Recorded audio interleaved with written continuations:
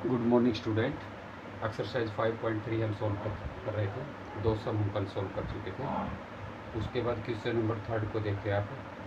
Question number third के जो 10th part है, इनमें से 4-5 पार्ट आपको करवा दिए जाएंगे। उसके बाद बाकी पार्ट आपने खुद सॉल्व करना। तो इसमें आपका जो फर्स्ट पार्ट है वो देखिए आप, सॉरी सेकेंड जो पार्ट है वो देखिए आप। उसके अंदर उसने क्या दे दिया कि a is equal to 7, A13 is equal to 35 और आपने वैल्यू निकाली है डी और S13। अब उसने A13 का मतलब होता है उसकी टर्म और S13 का मतलब होता है उसकी इतनी टर्मों का सम। तो A13 का मतलब उसकी 13 टर्म यानी ANth। जो nth टर्म का फार्मूला क्या होता है अभी, A प्लस में n-1 इंटू डी। तो n की जगह क्या रख दोगे आप 13, A13 is equal to A plus में 13-1 इंटू में 20। अब a की वैल्यू आपके पास कितनी है 7, तो a की 7 आप यहाँ पर वैल्यू रखेंगे 7 प्लस में 20 और A13 की वैल्यू उसने कितनी दे रखी है भाई 35। 7 को आप जब लेफ्ट साइड लेके आओगे तो किसका हो जाएगा ये माइनस का। तो 35 में से 7 लेस किया तो कितना बच गया भाई 28 इज इक्वल टू 20। तो डी की वैल्यू आ जाएगी आपकी 28/12। 4 से इसको 4 7 4 3 यानी कितनी आएगी डी की वैल्यू आपकी 7/3। उसके बाद डी की वैल्यू आपके पास आएगी। उसके बाद आपने क्या निकाला S13 का आपको पता दो फार्मूले थे। एक तो था n/2 इंटू में 2a प्लस में n-1 इंटू डी। n की वैल्यू 13, a की वैल्यू 7 और n की वैल्यू 13 और d की वैल्यू कितनी है भाई आपकी 7/3।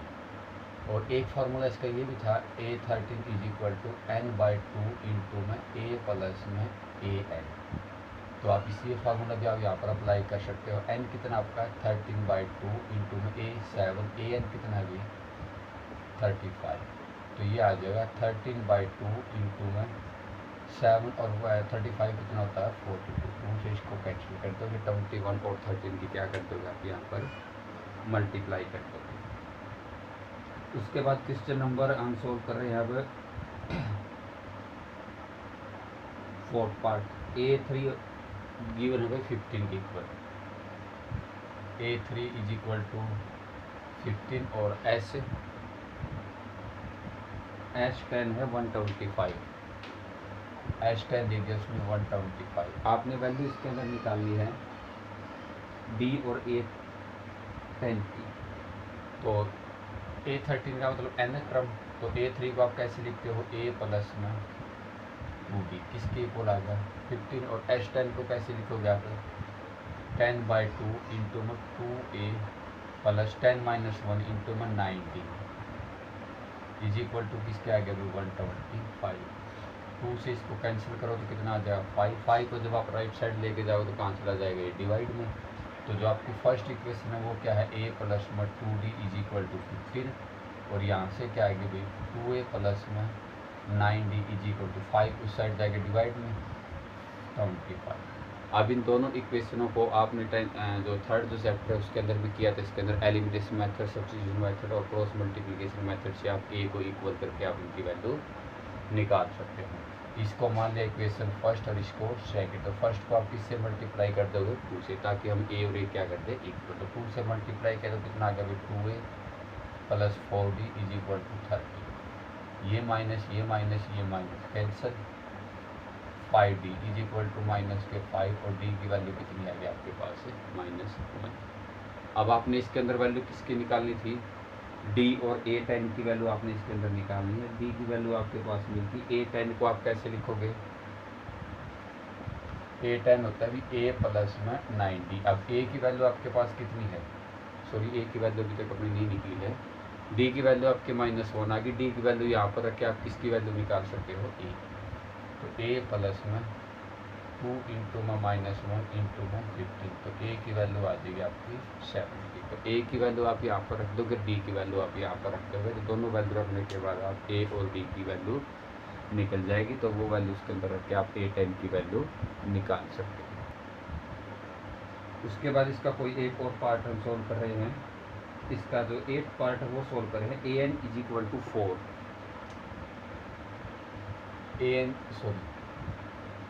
एन दे दिया तो इसने 4 के इक्वल, और डी दे दिया इसने 2, और एस एन वो किसके इक्वल दे दिया इसने माइनस के 14 के इक्वल। एन और ए की वैल्यू निकालनी। अब एस एन का फॉर्मूला क्या होता है? एस एन का फार्मूला आपको पता है n/2 इंटू में a प्लस में ए एन। जब आपको ए एन दे रखा है तो आप इसका फॉर्मूला यहाँ पर अप्लाई करोगे। अब एस एन की वैल्यू कितनी है? माइनस के 14। एन की वैल्यू हमने निकालनी है, ए की वैल्यू भी आपने निकालनी है, और ए एन कितना आपके पास है? 4। 2 को आप इस साइड लेके आओ तो किसका हो जाएगा? ये मल्टीप्लाई में, यानी माइनस के 28 इज इक्वल टू, अंदर मल्टीप्लाई कर दो, ए एन प्लस में 4n। एक इक्वेशन आपकी यहाँ से कंप्लीट होगी। ये ए एन है ना कि एन टर्म है। उसके बाद ए एन का फॉर्मूला क्या आता है? ए प्लस में एन माइनस 1 इंटू डी।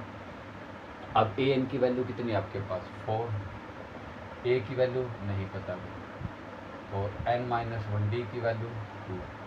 तो 4 is equal to A plus में 2n माइनस 2। तो एक इक्वेशन आ गया आपकी ए प्लस में 2n इज इक्वल टू 6। अब एक इक्वेशन आपकी यहाँ से आ गई और एक इक्वेशन आपकी यहाँ से आएगी। इन दोनों इक्वेशनों की सहायता से हम किसकी वैल्यू निकालेंगे? ए और एन की वैल्यू निकालोगे। कैसे निकालोगे आप? इस इक्वेशन में से आप ए की वैल्यू निकालो, या तो ए की वैल्यू निकालो या फिर किसकी वैल्यू निकालो? एन की वैल्यू। हमने यहाँ से ए की वैल्यू निकाली। ए की वैल्यू कितनी आएगी? 6 माइनस 2n। ये वैल्यू आप फर्स्ट इक्वेशन के अंदर रखते हो जहाँ भी आपको ए दिखाई दे, तो रखोगे तो क्या आ जाएगा? माइनस के 28 इज इक्वल टू, ए की जगह रख दिया हमने 6 इंटू 2 माइनस एन इंटू में एन प्लस में 4n। अंदर मल्टीप्लाई करोगे, माइनस के 28 is equal to 6n minus में 2n स्क्वेयर और प्लस में 4n। अब 2n स्क्वेयर को आप लेफ्ट साइड लेके जाओ तो किसका हो जाएगा भैया?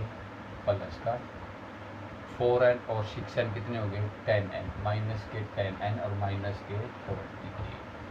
तो इनमें से 2 कॉमन आ गया, यानी आएगा n स्क्वेयर माइनस में 5n minus 14 is equal to 0। अब इसके आप फैक्टर बना लो। सम तो आना चाहिए आपका कितना? माइनस के 5, और प्रोडक्ट कितनी आनी चाहिए? माइनस के 14। तो क्या बनेंगे भाई? यहाँ पर फैक्टर है, ये आप सम पहले भी कर चुके हो, 9th क्लास के अंदर भी किए थे। 7 और 2 बन जाएंगे यहाँ से। तो n स्क्वेयर माइनस का 7n और प्लस का 2n minus 14 is equal to 0। तो n इसमें से कॉमन ले लिया, n माइनस 7 इंटू में 2 इंटू में n माइनस 7। तो n माइनस 7 इंटू में n plus 2 is equal to 0। तो n की वैल्यू आ गया आपके पास 7 और माइनस 2। n डिनोट करता टर्म को। अब यहाँ पर माइनस के 2 टर्म तो हो नहीं सकती, तो इसका मतलब n is not equal to -2। तो n की वैल्यू कितनी आएगी आपके पास? 7 आ गई। उसके बाद आपने इसके अंदर किसकी वैल्यू निकाली है? ए की वैल्यू निकाली है। तो ये एन की वैल्यू आप इसके अंदर रख के किसकी वैल्यू निकालोगे? ए की। तो क्या निकल जाएगी? ए इज इक्वल टू 6 माइनस में 2 मल्टीप्लाई 7। तो ए इज इक्वल टू 6 माइनस 40। तो ए की वैल्यू कितनी आ जाएगी? माइनस के 8। तो इस तरह से आपने क्वेश्चन नंबर जो 3rd इसके 10th पार्ट है ये आपने सारे क्या करने हैं? कंप्लीट करने हैं। धन्यवाद।